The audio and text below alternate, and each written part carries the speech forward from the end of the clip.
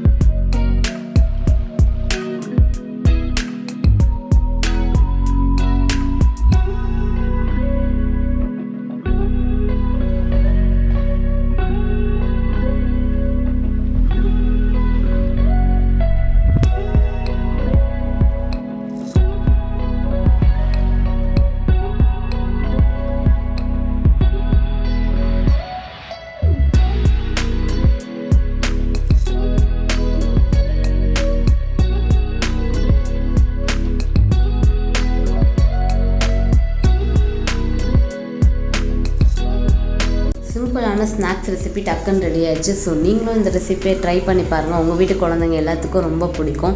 எள்ளு ஓமம்லாம் போட்டதுனால ரொம்பவே குழந்தைங்க விரும்பி சாப்பிடுவாங்க.